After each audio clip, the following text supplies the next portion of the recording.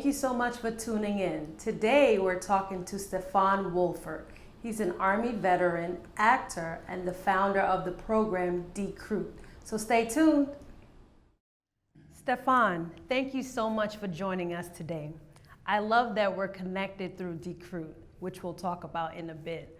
But first I want to say that I'm so fascinated by what you do, and that's why I was so excited to have you on the show today. So let's dive right in and talk about Decruit. So what is Decruit? That is the burning question. It's the $1 million question, if I could answer it concisely. The short answer is it's Shakespeare with veterans to help with the transition out of military service regardless of the era that we were in. So if you've been out 40 years or 4 months.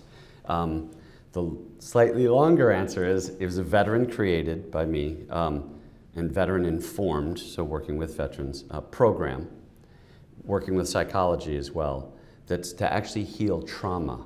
So we're using psychotherapy along with theater, which is medicine in the indigenous sense and in very real sense, to help heal from trauma. And transitioning out of the military in and itself, right? It can be a largely traumatic experience, and even for those who don't have trauma with that, might have trauma from military service, or perhaps trauma from before military service that was exacerbated by military service. So we destigmatize trauma and just say significant events that people have. This helps to heal and provide skills for life that are rooted in theater. And Shakespeare provides the language to help understand what's going on with me. So that's what Decruit is in the longer form. The phrase comes from my play, Cry Havoc, in that I say, when I entered the military, I had a recruiter that helped prepare me for life in the military, but when I got out, where was my decruiter to help prepare me for life after the military?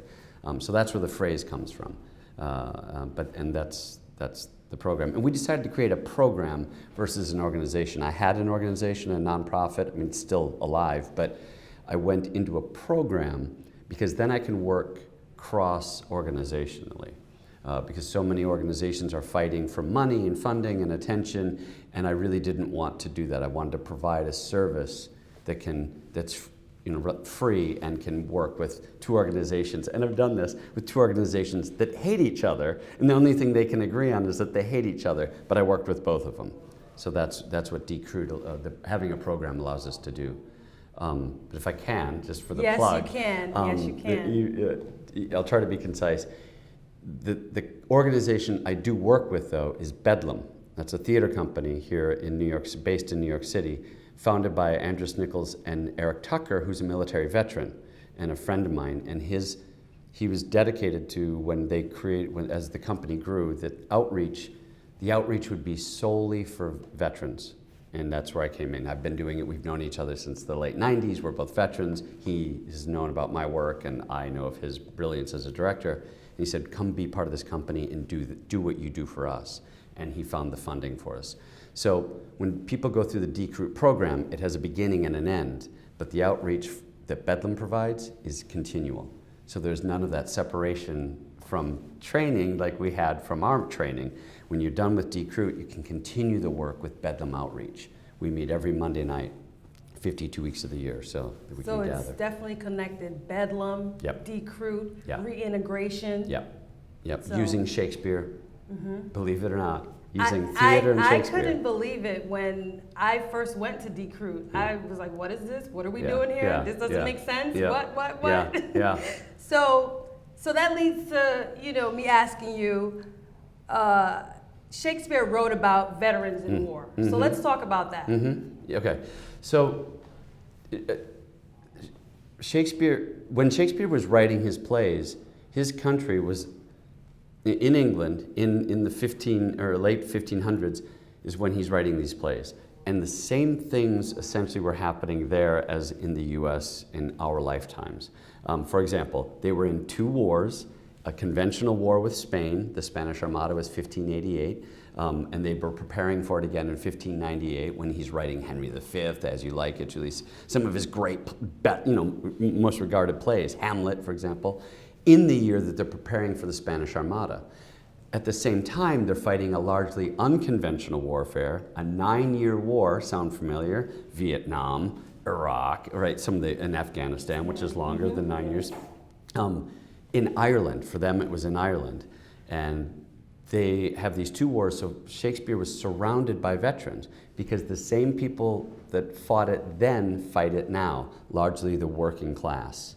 And I have to say this, even though, say it. because we hear a lot, there's so much bickering, of course, usually between the two political branches of, it's a draft by poverty, or no, actually the Heritage Foundation came out with a finding that said, well, disproportionately, the wealthy actually enlisted a higher rate per quota, but the reality is, in the Vietnam War, 70% of the draftees came from working class and poor.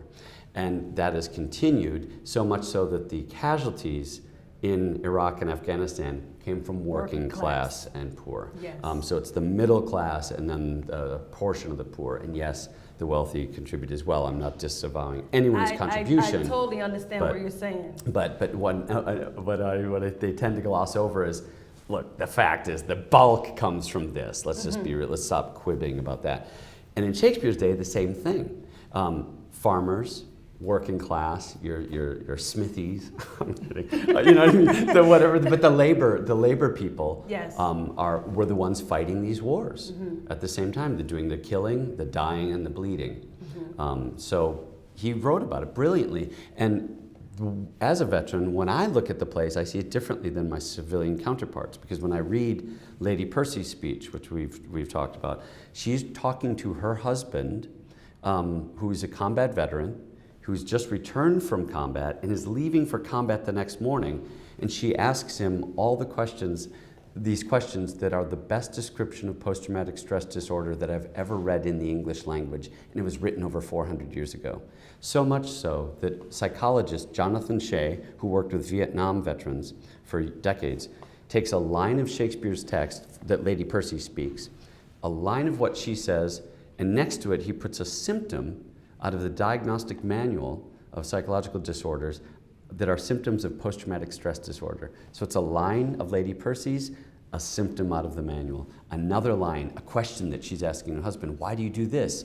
The symptom that it corresponds to. 400 years ago he's writing this, so he was surrounded by veterans and seeing veterans and observing veterans and family of vets. So that's why I use his work. The other reason is not only is he writing about veterans, but he's writing about the human experience. So whether it's veterans or being a woman in a misogynistic culture, or just being a human being, a man wondering his existence, it doesn't matter. It's the human existence, right? The existential questions. He's writing about them. And who am I now? What am I doing? He writes about it. Yes. He writes about this on a very human level, and he provides this heightened language that serves for our language, that it helps simulate our experience to a degree, to go, oh, so we read it and go, yes, I get that. That's exactly how I feel, and that's what happened to me when I saw Richard III. That's how I came about this work, is in the early 90s when a friend of mine was killed in training. I started to question what I was doing in the military and all this, and I saw Shakespeare's Richard III, and that's a veteran saying, the war's over. What do I do now? Who am I? Where's my place in the society? I'm really good at war, and now I'm supposed to, and I'm deformed. And when he talked about deformed, although he's physically deformed, I saw it as mentally. This for me, because I was like, why do I have such rage issues and all these things that I didn't even know what to call it? And I'm seeing that on stage in this heightened language, and it affected me so profoundly that I realized that's it. That's what I want to do with the rest of my life, and that's what I do with other veterans, because that language then helps other veterans go, yes, that's exactly how I feel. And if it's not that, the other thing I see is it's a monologue, and when they speak it, feelings come up that they weren't even aware that they had. Same thing for me. Oh my gosh, I didn't even realize I was holding that in. These catharses that theater is famous for, supposedly, but we see it so rarely, I think. But doing Shakespeare's work with veterans, I see it daily. Daily I see it. That light bulb goes on. It's, oh, right. And it's not just the language, it's the rhythm and the breath. And you can cut me off at any point, but I want to bring up one more point. So the military if you recall, manipulates, and I mean for an effective and good cause, because our cause is war, right? So we have to be the best at it we possibly can. And we manipulate our breath. So if you remember firing the weapon, breath in, Yes, breath out, breath in, half out, and they do different versions of it, but they're manipulating breath and then squeeze in between the heartbeats, the cosine wave, right?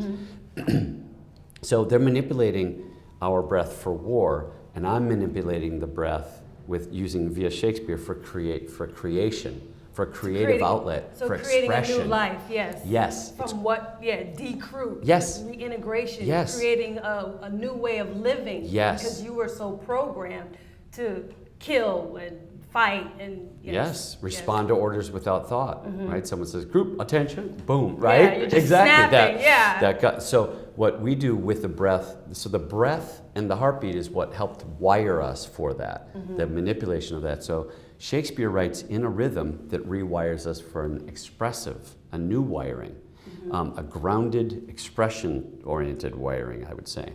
He writes in the rhythm of our natural human heartbeat, to be or not to be, that is the question. Ba-bum, ba-bum, ba-bum, ba-bum, ba-bum, our heartbeat. Take a breath.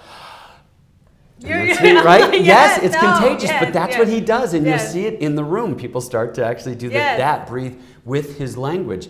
And what we do is we use that, and it starts to unwire. And as Bessel van der Kolk's work shows us in his book, The Body Keeps the Score, he shows fMRIs of brains that have been wired because of trauma, and then brains after the rewiring. So he shows the work that he's doing similar work. It's not ours, but he's showing the same thing, that we can rewire the brain. And so I'm using Shakespeare to literally rewire our central nervous system and our brains to respond differently to stimuli. Because we were at a psychologically malleable age, taken and wired to respond to war wiring. So now I'm trying to not undo that, but rewire in a different way. And that's why it's called Decruit. So I want to tell you something personally. Yes. That I wish that I met you 2 years ago when I first resigned from the military, because I had a traumatic experience. And then I got out into this world that I didn't know, I lost my identity, and I think with Decruit, going to Decruit, it made me realize that there are other people just like me. Yes. And I was missing that. Like, what?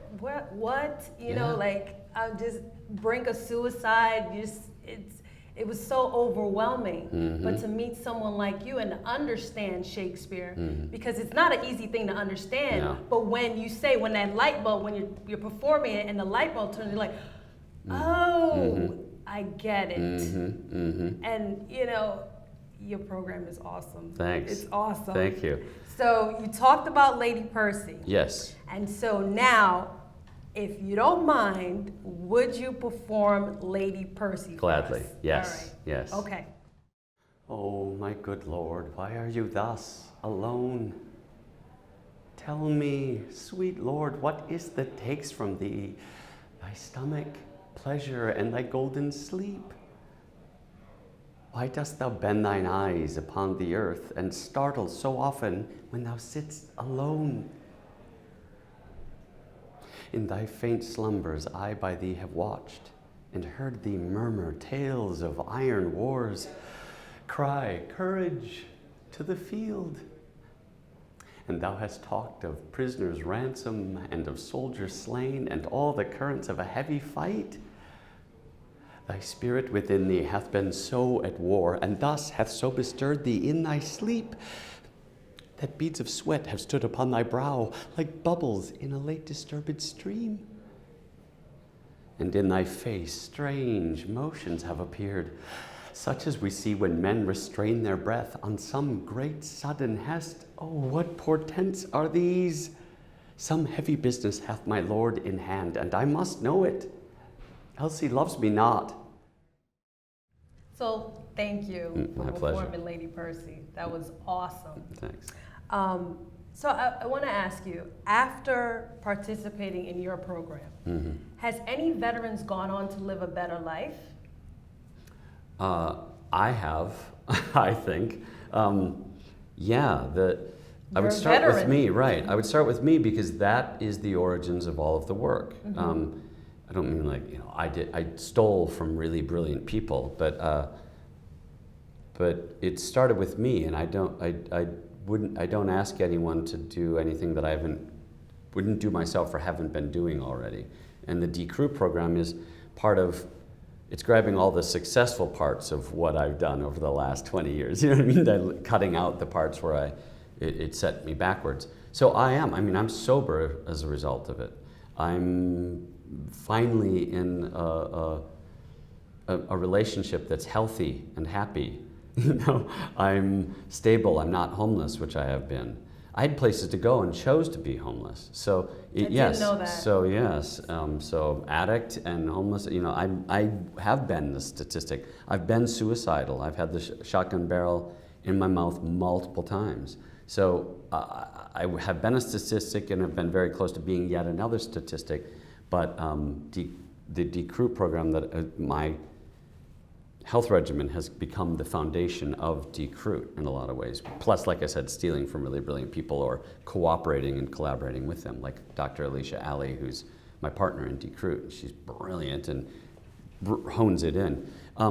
Aside from that, rather than speak for other people, I have many, many, many testimonials, and I can talk generically because I have their permission, watching a veteran who's also a dear friend go from also a fellow. He was homeless as well and is now in grad school. Another veteran who couldn't memorize an entire line of Shakespeare's verse, and 3 years later was taking the LSAT to go to law school, and just a year ago this month passed the LSAT. Wow. We're talking, 12 years of work, but that's what it takes. Like I was just saying on break, that it's it's a lifelong process. You sleep well at night. To know that you're contributing, the type of work that you're contributing to the world, you sleep good at night. Well, it gives me a new purpose. So this Decruit thing, we had to stay healthy as part of our mission, right? Self-care was a given, because in order to complete whatever mission, it doesn't matter if you're a water purification specialist, nurse, infantry person now, because it's open. Yes. But regardless of what our job was, we had self-care was an absolute essential component. Yes. And then we leave the military. So what's the motivation for me to stay healthy? Well, Decruit, what I say, our new mission is self-care. Yes. And I say that because for so long I was focusing on other veterans, but I wasn't taking care of myself. I was deflecting. By taking care of them, I didn't have to focus on my own stuff. Yes. FDR, I believe it was FDR that said, you can outrun your ghosts if you run fast enough and long enough. Well, I ran out of steam and my ghosts caught me, and I was lying to the veterans because I'm taking care of them and telling them do this, do that, and going home and drinking a half a bottle of tequila at night, staying up all night, making really poor choices. So it wasn't until I was practicing what I preach more adequately.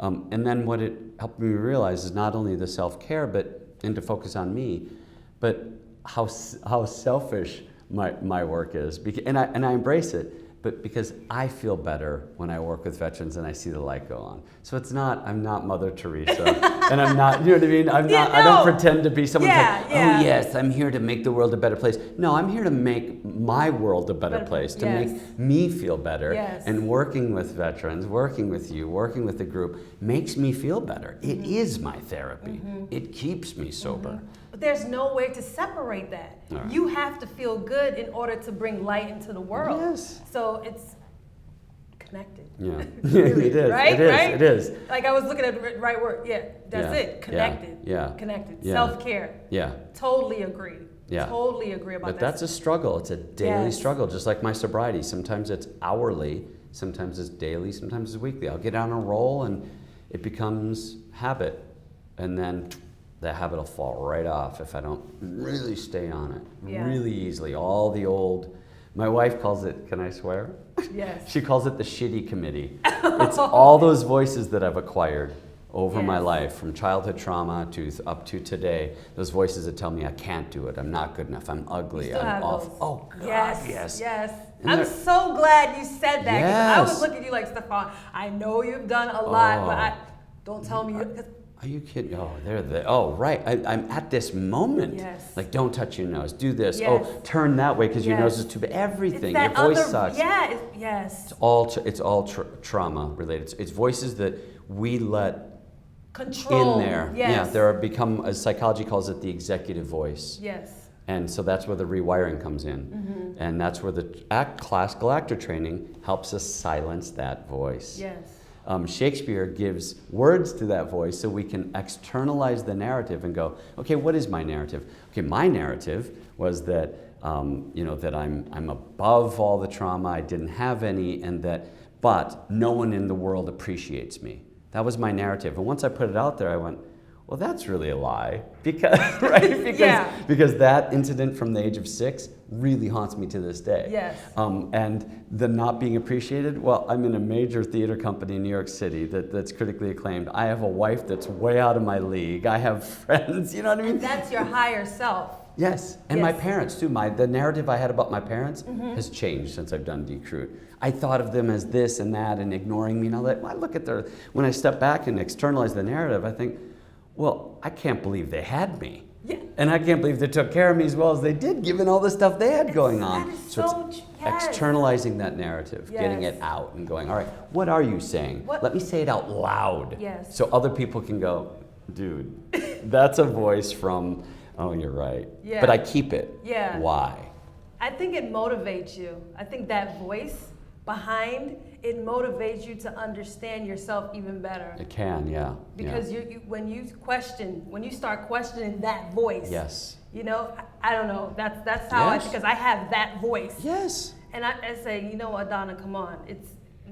Wait, what? Yes. That's not right. Yeah. How could it be? Yes. And then you're like, okay, wait. Oh, wait, I see it. Forget that voice. Yes. Keep going. That's just from so-and-so that I let influence my life. But they're not around. Yes. That person's not even in my life anymore. Why am I giving them that Doesn't even much matter. power? Right. Yeah. But again, it's about, so classic, that's where theater comes in, and Shakespeare in particular, it's expressing all of this, right? Because we're such a culture, the military certainly is a culture of, what's our motto? Just drive on. Yes. Don't mean a Suck thing, it up. drive it on, suck it up. Yeah. Don't think about it. Yes. Don't feel things. You can feel things, but don't express it. Just move on. Yes. So so this is the opposite. Theater is Yes. the absolute same camaraderie Yes. as the military, same mission of self-care, but for a whole different purpose, Yes. a creative, self-expression based purpose. Before we leave each other, you have a new initiative. Yes. So can you talk briefly about that? Yes. So, well, it's new in that it's finally going to happen, but I've been wanting to do it from the beginning. The initiative is, typical me, I wanted to prologue it with statistics and data. It's okay. But the initiative is Decruit and Bedlam Outreach, because we do both. Bedlam Outreach is funding it, that's how it's happening, by the way, is a class that's for female veterans only. So female veterans can gather and truly speak what they feel and not what they ought to say without men in the room.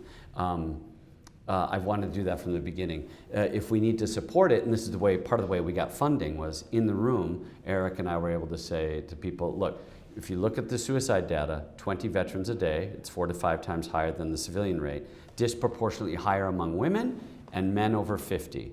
And women are a smaller portion of the population of the veteran community, so why? Why are they so much higher? So let's answer that. I have theories of it, right? There's a lot of, for one, the double trauma of not only being in combat and no unwiring from that, but 1 in 3 female service members, according to the data, at least the way it's interpreted, is 1 in 3 female service members survivor of military sexual trauma, usually by rank, because it's usually by a higher ranking NCO officer. So how, with both of those traumas and no unwiring, how do you come back and adjust? I don't know how women do it. Yes. Because and men are, by the way, I usually get people that write in, many men are raped as well. Yes, Yeah. and we don't talk about it. Yes. But we already have so many communities that are men. In fact, when we started, it was only men showing up, and I was going everywhere going, please, will you come join? Will you bring your voice? Do me a favor and bring your voice to this community. It's not me doing you a favor. And now we're probably about 50-50, thankfully, because of the commitment of people like you and Jenny Pakinovsky and Judy and that coming in, and Alex Mallory. But if it's female only, then new things can be discovered. Yes. that's not been covered yet. That's the initiative. And you know, Cecilia lives in Michigan. She's the veteran Yeah, with the documentary. PTSD, sexual trauma, Yeah. and she lives in Michigan. But for her to be in a because I've been telling her about what you do, and she's so interested in it. But of course, she lives in Michigan. But it would be great because she's supposed to be coming to New York for you all to meet, and hopefully the initiative is going, and she could kind of see because it's needed. It's much needed. Yeah. So yeah, it is. I agree. And that said, so Decruit, the model of Decruit is meant to be transferable. Yes. Meaning that we'll provide you the text and the training so that you can go back to your community and start your own Decruit. That's a formal great. or informal, whether you want to do the data, you know what I mean? Because we do full EEGs, electroencephalograms, heart coherence, and psychological surveys. Yes. That way we can prove it works, right? We already know it works because So what you're saying, I don't mean to cut you, but so what you're saying is someone could come to New York, get the training, and then take it back to Michigan or wherever they're at. And ideally, when we get the funding, they don't even have to come to New York. We'll come to them and teach them. That's great. And we'll help them work with the community and find a free location. You know, or perhaps raise funding to get a location. But it's time, you know, we see a lot of the bumper stickers of support the vets, but we go in and we call them on it. You want to support your vets? Provide a free space every Saturday morning or Thursday. Exactly. Where do you have a free space and when? Great. We'll take it. Give us 3 hours a week, and now let's start advertising. Exactly. And these people are going to do it, and it builds over time. Instead of all this fluff. Instead of support our vets. Exactly. What's that mean? What does that mean? Nothing. Well, yeah, it's like honor. It just depends. Exactly. To some, it's a bumper sticker. To some, it's donating to an organization. To some, it's a thumbs up on Facebook, and to some, it's a lifelong commitment to helping. To some, it's volunteering once a month. It's fine as long as you know what it is. A lifelong commitment. That's what you're doing. But I thought you were going to give me that. You are too. Your self-care, your care of your daughter, that's it. I'm trying. You are, and you're doing it. And you're doing this work. I'm trying. A documentary about a female veteran and now covering this. Yeah, you're doing it. I'm trying. You are. So I want to be a light shining through like you are right now. Yeah, you are. So thank you so much for doing this. Thanks for doing it. Thank you so much. I can't keep saying that. And so I hope that we'll see you again on the show sometime. Yes, gladly. Anytime. For you, anything. Absolutely. Thank you.